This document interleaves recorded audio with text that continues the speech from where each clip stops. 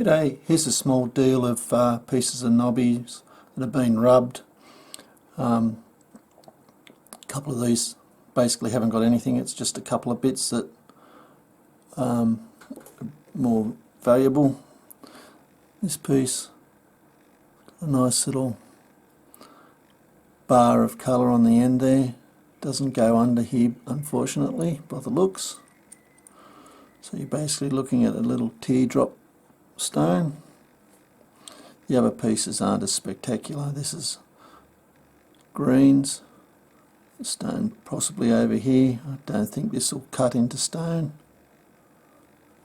These other pieces are basically perhaps might rub out a little bit more here, end up with a little stone.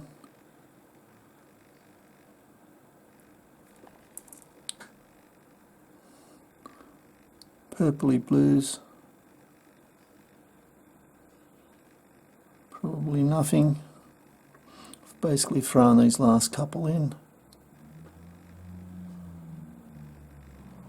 Anyway, I hope you've enjoyed. It's not a lot of money for this little deal. Cheers.